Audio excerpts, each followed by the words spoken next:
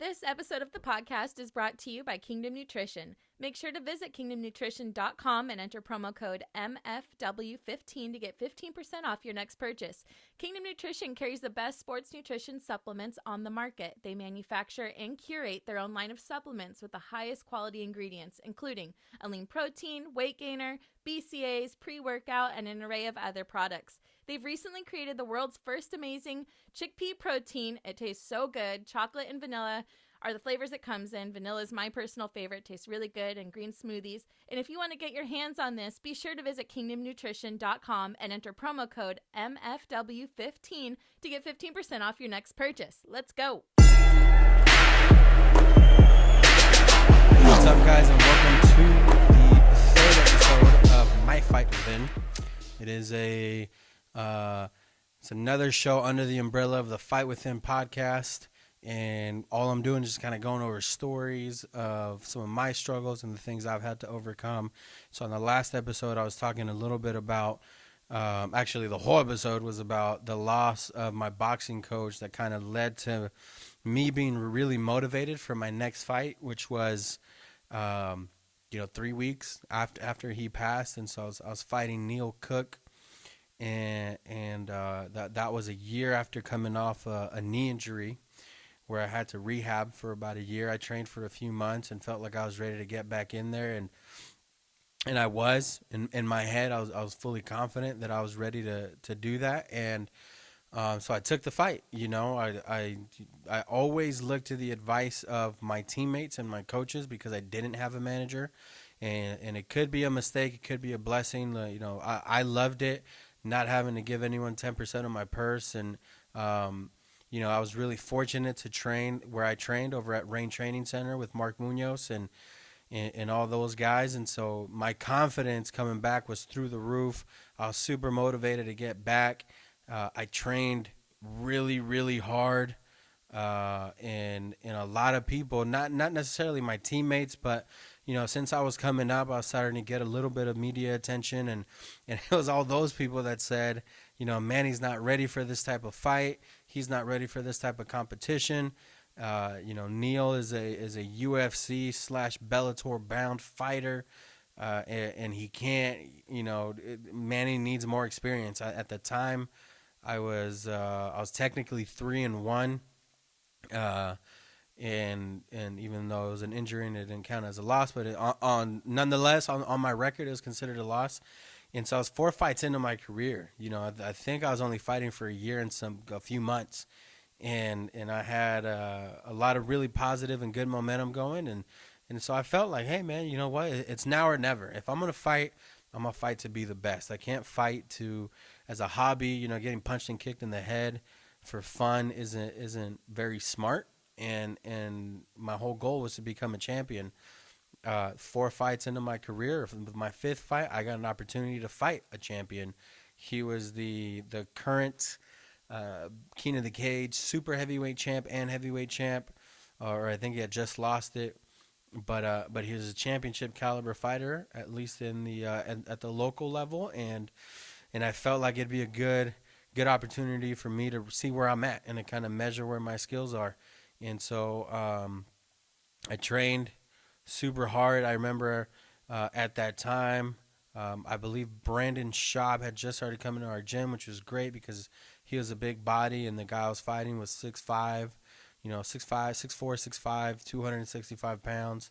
Obviously, Schaub was a lot more athletic, and I felt was just a better overall fighter. But I made it I trained with him on purpose. And I made sure to pair up with him, whenever I could. And there's really strong wrestlers in there like Pat Cummins, like we talked about before, and obviously Mark Munoz and Jake Ellenberger and all these guys. So I felt really confident. It was the first time I really started conditioning for a fight. I hate running, and so I never really conditioned for a fight the proper way. And I was just super prepared. My boxing coach had just passed away, so I was really motivated. It was a really emotional fight for me. My cornermen were Jake Ellenberger, Brett Cooper, who's now fighting in Russia. Jay Silva was there, who's a UFC and Bellator vet. We've actually had him on the show before. We've had Jake on before. I'd love to get Brett on. I know he's no longer in California, but it'd be awesome to get him on. Um, and Rudy Hernandez, who is my boxing coach's brother, and I had asked him before that fight. I go, hey man, can I use his nickname for this fight? And he goes, I don't care. It's your life. So I was like, all right. So I used it, and I felt really Mexican because the announcer that night called my name out, and he goes, Chicanito Manny Bam Bam Lara. It was like super long. So I felt really awkward kind of being introduced. But since the fight was local, I opted not to stay in the hotel provided. We fought at the Hangar in Costa Mesa at the Fairgrounds, which is about 20 to 30 minute drive from where I was living at the time. And I go over and I'm late. I was late to the fight. Fighters typically check in a few hours before the event even starts. And I remember going in there and kind of right next to the venue, there was this bar, this like outdoor bar, and a bunch of his fans were sitting out there.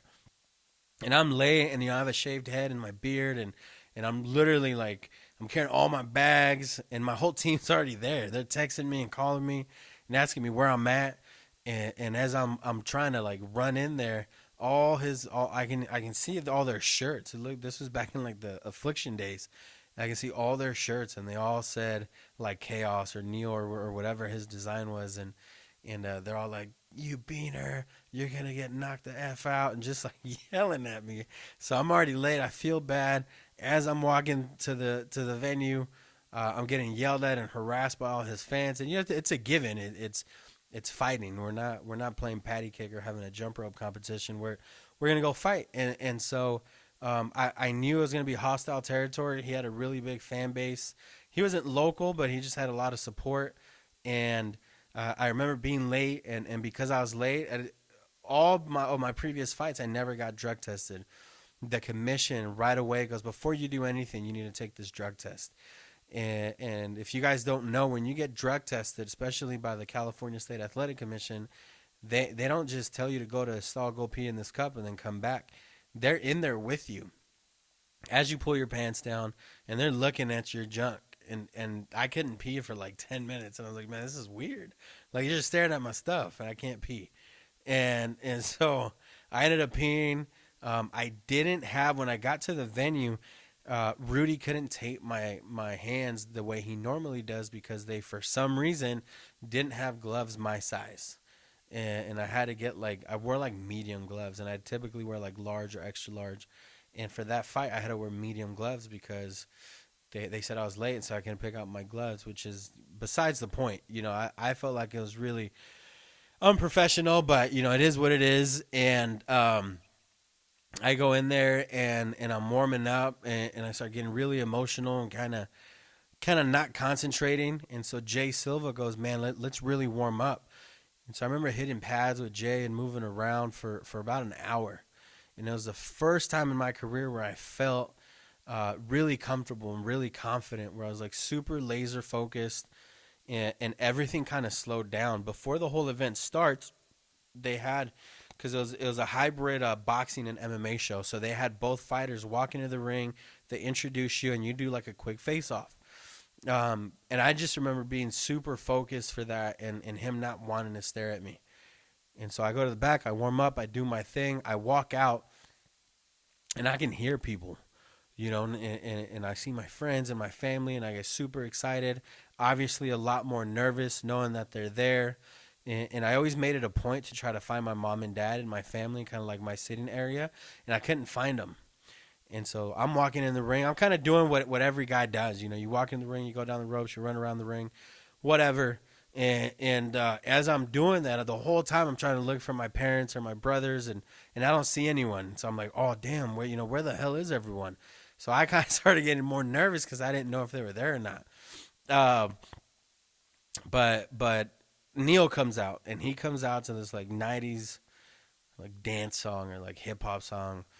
And I don't know, for whatever reason, it kind of rubbed me the wrong way. He came out, and now it's the norm to wear a mask, but back then it wasn't. He came out with this bandana with like a skull over his face, and it kind of pissed me off. And I was like, man, what is this guy doing? I didn't understand kind of the showmanship and all that at that point in my career. I just wanted to fight, and so he gets in there, and it's loud, man. People are cheering for this dude. I'm like, what did I get myself into? This guy is all tatted up. He probably hates Mexicans. What am I doing? And I just remember thinking, like, I can't go to the ground with this guy. I'm not gonna go to the ground with this guy. I want to finish him. And so they call the fight. We were the main event for MMA. There's a boxing main event right after us, but so we were technically on the whole card, the co-main event, but we were the main event for the MMA portion of the fight. And I'm going, and they call us to face off before the fight, and we go to face off, and he's not looking at me. Right then and there, psychologically, I was like, I got this dude. It's like, all right, I'm gonna go over there. I go to touch gloves, and he doesn't touch gloves. So now I'm pissed. Cause I'm like, bro, it's like a respect thing, you know. Like, hey, we both kind of trained hard. Let's touch gloves and let's put on a show.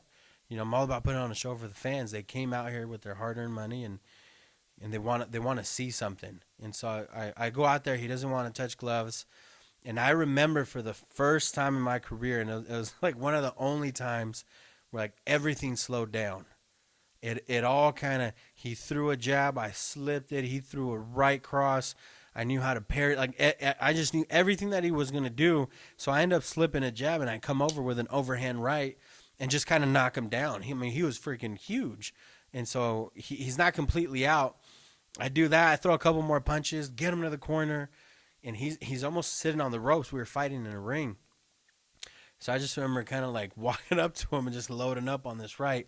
Pop, and I hit him, and he goes on all fours. And he's trying. I'm on my feet, and he's on all fours, just kind of trying to hold on. And just his arms are like butter, just like slipping down. He can't really hold on to my legs. I look at Herb Dean. And I'm like, Herb, you know, like, you got to call the fight. And he goes, man, you got to keep on punching. You got to keep on punching. So I just remember I for some reason, I lifted my arm up to hammer fist him. And I just came down with 2 hammer fists. And I'm super excited at the time. I remember it felt kind of weird on my hand, but I'm just super excited. And I'm like, oh, man, like, this is over. I start, you know, freaking out because he actually stopped the fight, and I just beat this champ. And then you guys can find it on YouTube. My little brother is filming this video on what had to be a phone or something, and he starts screaming like an 80s rock band groupie. It's one of the funniest videos and one of the funniest moments. But I was so happy to see him because I was like, oh, I found someone that I know. And it was that quick, and it meant a lot to me that he was there. And he was like, literally, I don't know how he got in there, but he was literally like ringside. And I don't know if he just walked up to the ring or what he did, but to me it meant a lot for him to be there. And then obviously I found my mom and dad and celebrated. And immediately after my hype, I started crying, and I was like super emotional because I remembered about Genaro and that this fight was for him, and so I'm super pumped. You know, they do the whole thing, interview. I'm walking to the back, and at the time, Jason Mayhem Miller was a teammate. He used to train with us at Rain, and he's just hyped. You know, he's always in a good mood, but at this time, this particular night, he was like super hyped. And my cornerman and some California State Athletic Commission officials are kind of walking me back to the locker room. And as I'm walking back and they create this like walkway for you, Jason kind of goes to slap my hand. When he slaps my hand, it hurts. And I was like, oh, man. And I go back, and the doc's like, is anything wrong? I was like, I don't think anything's wrong, but my hand really hurts. So I try to take the glove off, and it starts really hurting because at this time I'm cooling down. And they have to cut the glove off, and I broke my hand. The fight lasted 21 seconds, but I broke my hand. So I went from being super nervous to super excited to super sad because of Genaro, back to super excited because I remembered that I won the fight, to now going back and feeling down, all within like 5 minutes. And they cut the glove off, and I think Brett Cooper took a picture of it on my phone. or on his phone, and my skin. I don't know if you guys can see it, but there's a scar right here.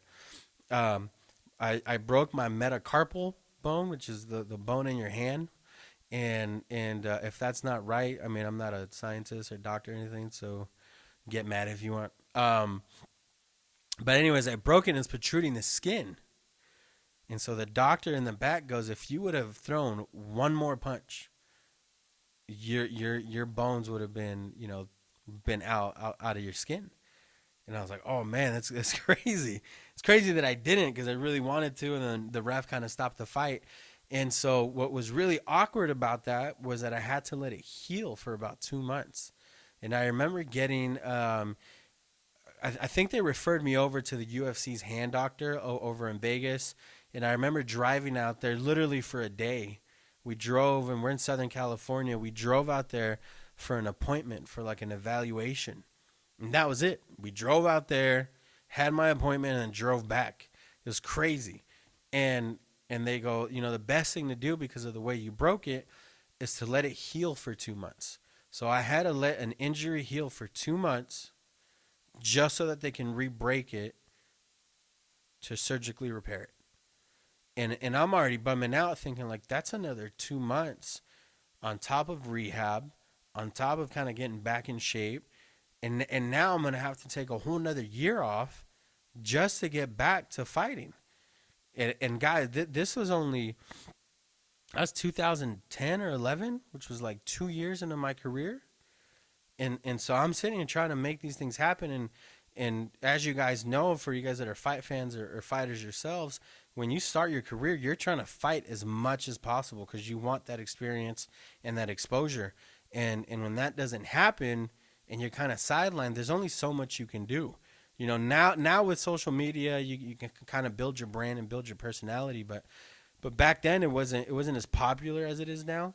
And fighters were just focusing on fighting, and that was it. And so, or maybe maybe that was just me, but that was another thing and another bump in the road that I had to kind of overcome. And so 2 months go by, I go to Vegas, I get my surgery. Everything turns out great. They literally let it heal so they can break it in half and kind of put it back together. The way it was explained to me was, imagine a toothpick, and if you tear up a toothpick in a bunch of little pieces, it's really hard to put back together. But if you tear a toothpick in half, then you can just snap it back on. And so it made a lot of sense. I got it done. I felt great, did some rehab, and then I started going back in the gym. And it kind of messed me up because my biggest weapon at the time was my right hand. I felt like I hit just as hard as any other heavyweight, but obviously I was a lot smaller, so I had to make up that difference in speed, in agility, and athleticism, and in power. And I felt like I had that, and that's why I liked fighting at heavyweight so much. A lot of times people would ask me, like, why don't you go down to 205? Why don't you have a frame for like a middleweight, an 85er? And I go, there's no way. The guys at light heavyweight were just as big as the heavyweights, are just way more athletic. And I felt like that was my advantage at heavyweight. And so I did that. I go over to the doctor. I rehab. I get back to practice. I start feeling great. And because I had time down, I decided to start trying to find a manager, thinking that was the best option for me. And I'm talking to a couple of different guys, and end up getting Bellator to come out. Zach Light over at Bellator, when he was there, he came out to do an evaluation on me, and it was a sparring day, and it was a very specific day for him to come out, which was nerve-wracking for me. And so we will talk about that on the next episode. And remember, guys, that everything was impossible until someone did it.